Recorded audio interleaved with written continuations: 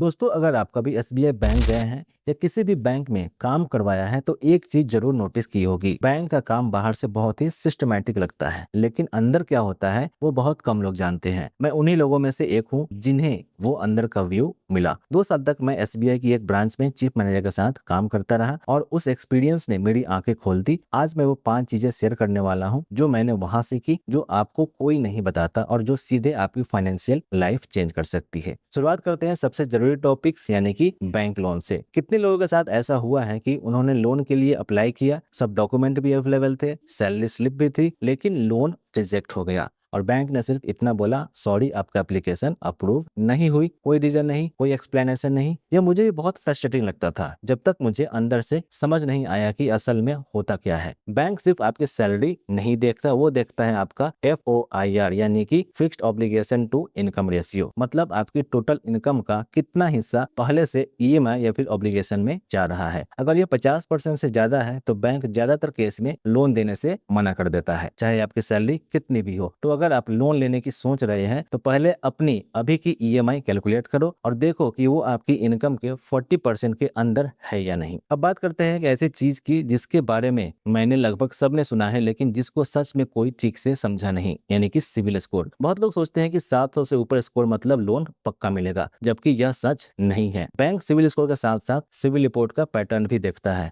मतलब अगर तुमने पिछले 6 महीने में 4 से 6 जगह लोन के लिए अप्लाई किया है, चाहे लोन मिला हो या फिर ना मिला हो, तो तुम्हारी सिविल रिपोर्ट में हार्ड इंक्वायरी बढ़ जाती है और ये बैंक को सिग्नल देता है कि ये बंदा पैसों के लिए बेताब है या फिर फाइनेंशियल कुछ प्रॉब्लम चल रही है। तो एक प्रैक्टिकल टिप याद रखना, एक बार में सिर्फ एक जगह अप्लाई करो और अगर रिजेक्ट हुआ तो सीधी दूसरी जगह मत भागो, पहले वजह समझो, 3 से 4 महीने रुको, सिविल को थोड़ा रिकवर होने दो, तब अप्लाई करो। आगे बढ़ते हैं एक ऐसी चीज पर जो दिन रात चुपचाप होती है और ज्यादातर लोग नोटिस ही नहीं करते, यानी कि सेविंग अकाउंट के हिडन चार्जेस। हर बैंक का कुछ ना कुछ चार्ज होता है जो साफ साफ नहीं बताया जाता। एसबीआई में भी मैंने देखा कि कस्टमर के अकाउंट से SMS alert charge, minimum balance penalty और चेक बुक जारी करने के चार्जेस अपने आप कट जाते थे और जब कस्टमर को पता चलता था तब तक कई महीने निकल चुके होते थे। तो इसका सॉल्यूशन सिंपल है, अपना अकाउंट स्टेटमेंट महीने में एक बार जरूर चेक करो और अगर कोई चार्ज समझ नहीं आ रहा तो ब्रांच में जाकर सीधा पूछो। बैंक एम्प्लॉय को समझाना ही पड़ेगा,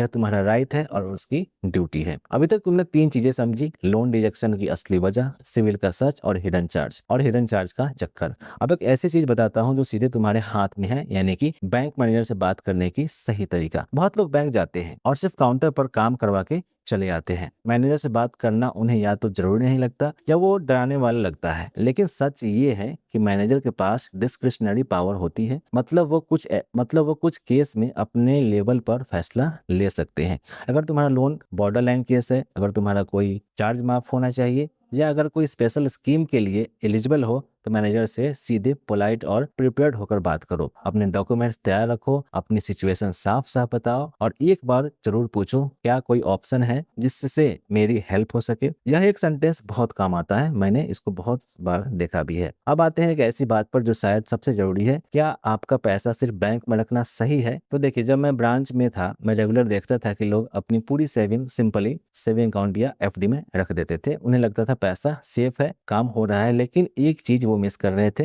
महंगाई यानी कि इन्फ्लेशन। अगर आज एफडी पर 6.5% का रिटर्न मिल रहा है और इन्फ्लेशन 6% है तो असली रिटर्न सिर्फ 0.5% है। मतलब प्रैक्टिकली तुम्हारा पैसा ग्रो नहीं कर रहा, सिर्फ मेंटेन हो रहा है। ये मैं बैंक की बुराई करने के लिए नहीं कह रहा, बैंक का काम पैसा को सेफ रखना है, ग्रो करना नहीं। ग्रो करना तुम्हारी जिम्मेदारी है। इसलिए एक सिंपल रूल याद रखो, इमरजेंसी फंड रखो बैंक में 3 से 6 महीने के खर्च और बाकी पैसा एसआईपी म्यूचुअल फंड में धीरे धीरे लगाओ, अचानक से नहीं और समझदारी से। तो दोस्तों, आज हमने 5 चीजें कवर की, लोन रिजेक्शन का असली वजह, सिविल स्कोर का असली पैटर्न, सेविंग अकाउंट के हिडन चार्जेस, मैनेजर से बात करने का सही तरीका और बैंक में पैसे रखने की लिमिट। ये सब चीजें मैंने 2 साल के रियल एक्सपीरियंस से सीखी है, किसी बुक से नहीं, किसी कोर्स से नहीं। और मैं चाहता हूँ कि तुम ये गलतियां अवॉइड करो जो मैं रेगुलर लोगों को करते देखता था। अगर ये वीडियो हेल्पफुल लगे प्लीज चैनल को सब्सक्राइब करो। मैं हर हफ्ते ऐसे ही वीडियो लाता हूँ जो सीधे सैलरीड लोगों के काम आते हैं। और कमेंट में बताओ इन 5 में से कौन सी चीज तुम्हारे लिए नई थी, मैं जरूर रिप्लाई करूंगा। मिलते हैं अगले वीडियो में, तब तक के लिए टेक केयर।